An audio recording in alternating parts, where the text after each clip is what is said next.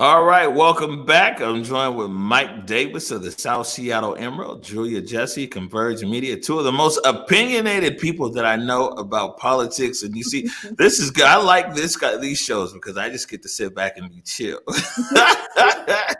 Because I know you guys do your thing. You run with it.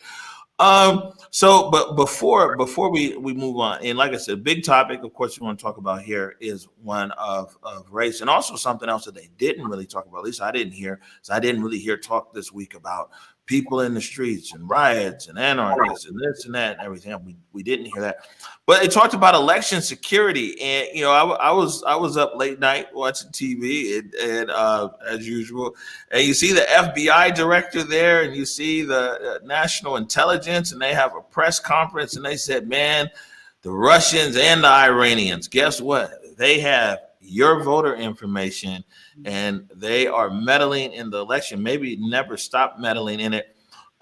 Everybody had both kind of had a different approach on this or a different answer on it. But I'll start with you, Mike. What were your thoughts when they talked about election security and especially these active threats that the FBI director has told us is going on?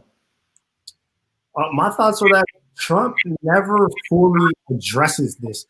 He always just deflects it. I thought this was a particularly interesting case because he said that his people told him that all of those people interfering want Biden to win. So, like, that was his new approach. I think that Biden tried to step up and take a strong stance and tried to say that people will pay. But at the end of the day, to be honest, I don't trust either of them on this issue. I think that both sides have spied on both sides.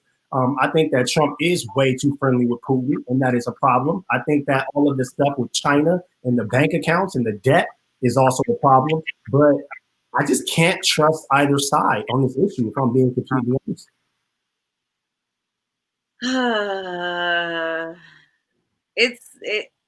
First of all, okay, foreign interference in elections. I mean, we're living in a time where everything is done virtually. So we have some of the most greatest hackers in the whole world. I'm not surprised by this. I'm disturbed by this. I'm excited that we have an FBI director who took a full stance. Joe Biden stood out there and completely condemned and said, we are going to take action on anybody who meddles in our elections. I feel like Donald Trump missed his opportunity to do the same thing. There's corruption in politics, right? But to me, it's not the biggest priority right now, right? And I know that, Donald Trump took this, instead of answering this, he took the opportunity to talk about Hunter Biden and the $3.5 million and blah, blah, blah, blah, blah. And I was kind of texting a couple of people and I'm like, does this matter to you right now that Joe Biden's son may or may not have accepted $3.5 million? And someone said, I would have did the same thing. And so I laughed.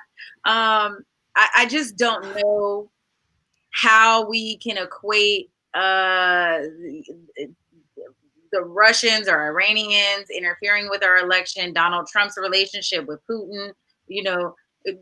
Joe Biden has been an elected official for 47 years. He's worked in government for 47 years, and the only dirt and corruption you can drag up on him is his son accepting $3.5 million.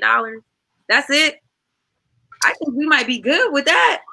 I agree with that. I agree. I think I out though when Trump said that Joe Biden's son got the job without having any energy experience. This is a guy who's sitting there, the president of the United States, with no political experience. Like, how do you even fix your mouth to say something like that with a straight face? Yet here we are. This is the second president who won't release his tax returns.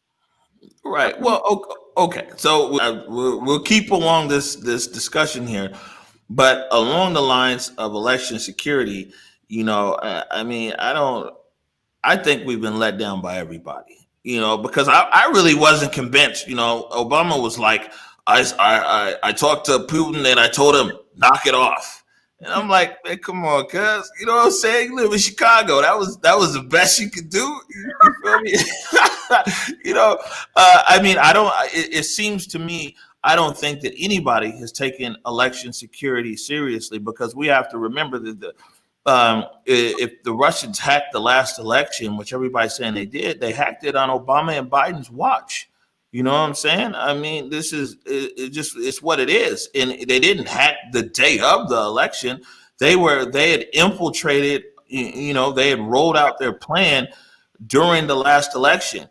And the issue was supposed to be like, oh, okay, fool me once, shame on us, or shame on you. But it looks like it's happening again, and it's shame on us because now it's the same people. And then everybody's like, oh, well, it worked for the Russians. Now everybody's jumping on board. The Iranians, the Chinese, everybody's like that, they're open for it. It's open season right now in the United States, and I'm not saying that's a good thing. I'm just stating the fact. I think it's difficult in this time to really. I mean, can the FBI director really come out with a strategy to say what they are or not going to do? So I don't know if they've necessarily dropped the ball because they may have a plan in place. I do know that social media, Facebook has really taken a stance on. Who can advertise like a lot of false information and things like that.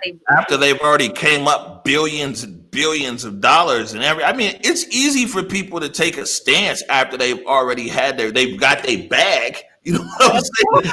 After they got all their loot, they're like, yeah, let's take a stance against this or that. I know. And I'm not writing that wrong, but I'm just saying at least we're seeing some change. We're seeing some change. I mean, as long as both sides are doing it, it's going to continue to happen. I like. There's no side has an incentive to really take any strong stance or to really make a move on this issue because both sides see how it can benefit them. And if it's a foreign government that's actually doing the hacking and the manipulating, then there's always somebody to point the finger to and to blame. And then we can wrap ourselves in the flag and say, yeah, this is America, and they did that over there, and things just continue. Right. Well, I'm sorry. Go ahead, Julia. I was just gonna say, just to end it, like it really snatches the integrity of our democracy, and it's a sad thing to see. I know that we're getting people to go out and vote. Your vote counts, and things like this with people meddling in our elections and foreign interference is really disheartening, and it really takes away from our system. Right. Well, I mean, I would just say this, and then we'll move on to the issue of race. But it's one thing when people have a propaganda campaign, and I think what we saw last election was that the Russians was running a propaganda campaign, and I'm sure we've run propaganda campaigns all over in all kinds of countries around the world. But it's almost like how gullible are the people going to be? And social media, a lot of these social media guys, they were willing accomplices to foreign propaganda, and that's one thing. But I think it's something different when we say that people are hacking into our voter registration. People might, have the ability to delete voters from the rolls. People might have the ability to hack in and change numbers and stuff like that. So I think you see an escalation from what was a propaganda campaign, well played out by the Russians through social media, and really exposed the gullibility of the American voter and everything else, because they relied on everything that they saw, a lot of people on social media, to people actually attacking our voting infrastructure that could potentially change the outcome of an election, especially local elections. National elections, it might be a bit difficult in a sense because the total numbers, but some of these local elections in individual states, and for representatives and things like that, I mean, it could be a very serious issue, don't you think? I do. And it's interesting too on the topic that you got Trump and the whole Republican Party who have already positioned themselves to not accept the results of this election, and they're talking about fraud. But it's already been proven that the safest way to vote is the mail-in ballot.